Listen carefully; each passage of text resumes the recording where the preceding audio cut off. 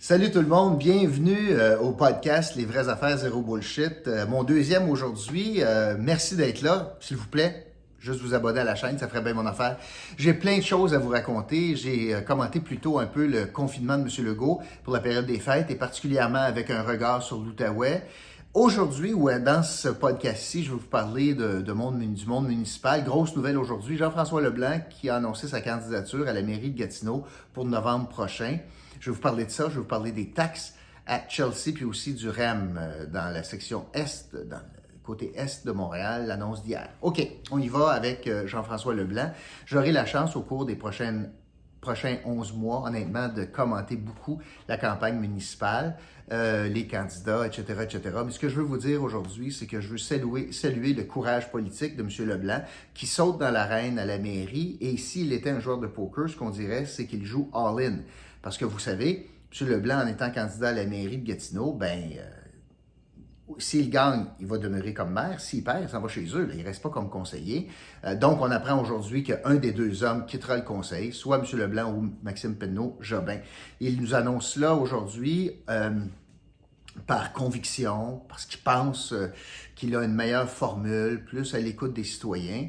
On va avoir beaucoup de plaisir à analyser tout cela, mais c'est le courage politique aujourd'hui, puis l'engagement que je veux souligner. Faut comprendre également qu'il annonce ça 11 mois d'avance.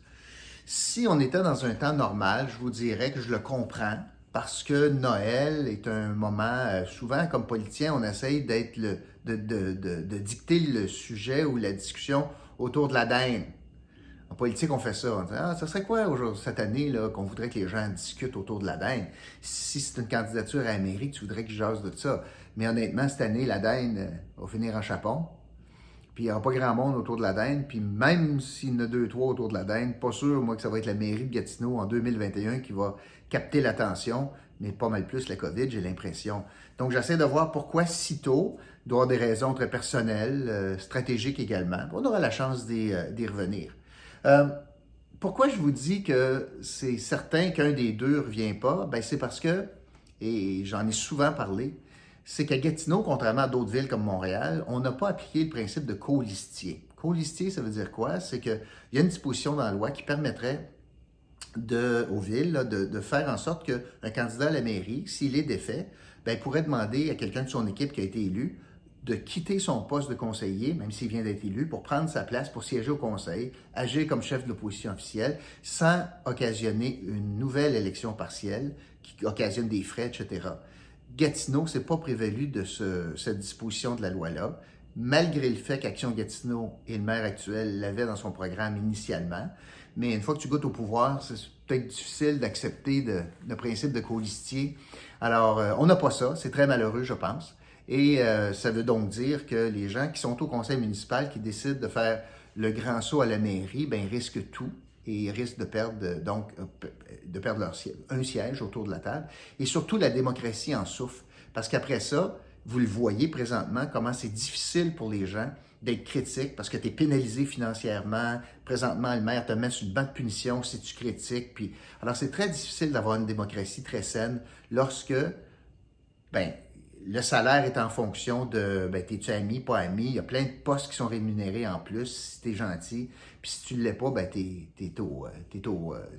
gagnes pas cher. Parlez-en à Marc Carrière, le conseiller. Parlez-en à Louise Boudria, qui s'est fait dégommer comme mairesse suppléante. Alors, c'est la réalité des choses. On aura la chance d'y revenir. Donc, candidature de Jean-François Leblanc à la mairie de Gatineau. Je veux vous parler d'un autre sujet, puis je vais faire des liens avec Gatineau. Hier, le gouvernement du Québec a annoncé avec la Caisse de dépôt et la Ville de Montréal un projet structurant de transport en commun dans l'est de Montréal, le prolongement du REM, le réseau métropolitain de transport. Vous le voyez lorsque vous arrivez à Montréal de l'Outaouais, vous voyez les pylônes, puis ça va être un train léger sur rail qui va desservir l'ouest. Et bien là, on a annoncé le prolongement vers l'est. Dans les chiffres, on parle de 23 nouvelles stations dans l'est, 32 km de desserte. Je dois vous dire que c'est pas peu dispendieux, là, mais c'est 10 milliards de dollars. La particularité, par contre, c'est entre autres un très grand tunnel de 7 km pour ne pas entraver la circulation. Et si je fais tout de suite des comparaisons, on parle de 32 km, le tramway à Gatineau serait de 26 km, si on regarde le dernier plan. Le tunnel est très court puis serait à Ottawa. Et du côté québécois, ben nous, on va entraver la circulation. Alors, à Montréal, c'est très cher parce qu'on ne veut pas entraver la circulation, mais nous autres, on va entraver la circulation avec le tramway.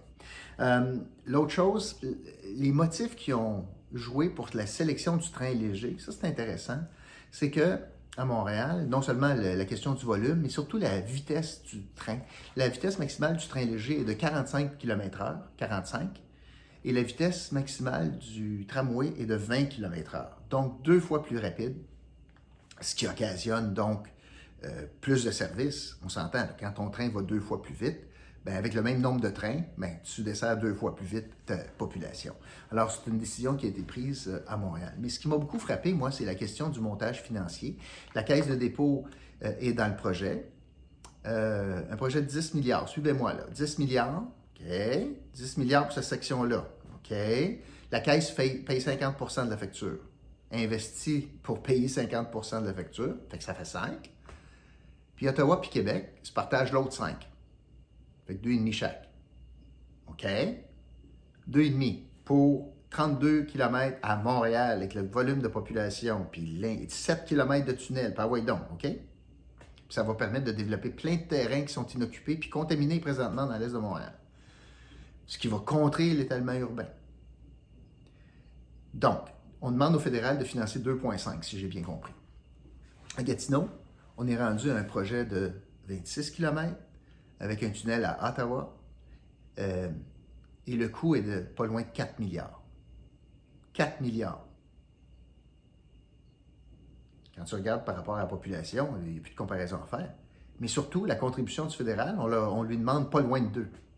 Alors, 2,5 à Montréal, qui représente une faible portion du total, pour desservir toute cette population-là, pour plus long, avec un tunnel, pas d'entrave à la circulation. Puis nous autres, on demande au fédéral de payer, avec pas de volume là, de population dans le train, pour encore plusieurs années. Puis on demande au fédéral de payer alentour de 2 milliards, alors qu'on demande 2,5 à Montréal. Ça ne balance pas, là. Il y a quelque chose qui ne marche pas. Fait que, avant de blâmer le fédéral, d'être hésitant avec Gatineau, on pourrait peut-être faire des comparaisons. Je vais vous parler de ça un petit peu. Je vais vous parler d'autres choses. On a vu que la municipalité de Chelsea, ça m'a fait rire, a adopté son budget hier et ça doit être des purs imbéciles. Si je me fie à Action Gatineau, puis à plein d'indépendants là, à Gatineau, ouais, ça doit être des irresponsables. Ça doit être des élus là, qui ne savent pas compter, puis ça doit être des élus dénaturés à Chelsea, puis pas dignes d'être élus. Imaginez qu'est-ce qu'ils ont fait. Savez-vous ce qu'ils ont fait? Incroyable. Ils ont gelé les taxes. Ah! C'est épouvantable. Gang de pas bons, de donner un break aux citoyens durement touchés avec la COVID. Ouais, c'est écœurant. Geler les taxes. Évidemment, je suis sarcastique, hein? Parce que ça, c'est la logique gatinoise, que si tu gèles les taxes parce que tu es irresponsable, puis que tu ne penses pas à l'avenir, puis que, dans le fond, c'est un gain politique à court terme. Ça, c'est le discours ambiant, là, tu sais. C'est jamais le discours de dire, ben peut-être ça a du bon sens. Une chance que le Québec puis le fédéral ne fait pas la même chose, qui augmente les impôts à tous les années, une chance. Eh boy.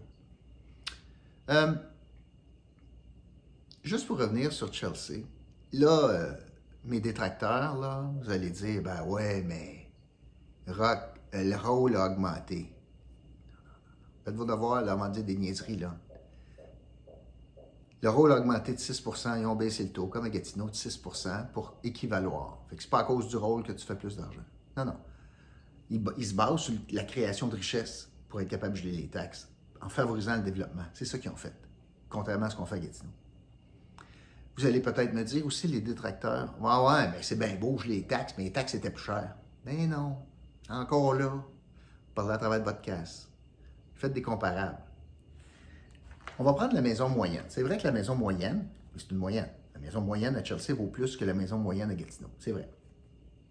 Fait qu'on va prendre la maison moyenne à Chelsea. Elle vaut 462 000 $. Bien, le taux de taxe gelé à Chelsea, c'est de 7,45 du mille. 7,45 du mille d'évaluation. À Gatineau, mettons le secteur Elmer, 8,70 du mille. Ça ne change pas, les secteurs à Gatineau, c'est les autres critères qui changent, mais 8,70. Ça va? Fait que pour une maison de 462 000 $, ben vous payez 575 $ de plus à Gatineau.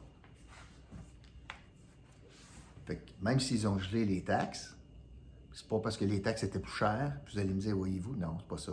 Mais c'est encore une fois une démonstration que ça coûte bien cher à Gatineau. Puis on a un conseil, majoritairement, la majorité des membres du conseil, il y en a juste 5 qui ne pensaient pas comme ça, mais la majorité des membres du conseil pensent que c'est pas incorrect d'augmenter encore des taxes de 2,1 % malgré une pandémie, malgré une pandémie mondiale, malgré une récession, malgré que les entreprises qui payent un taux de taxe 3 fois plus élevé que le résidentiel sont au bord de la faillite.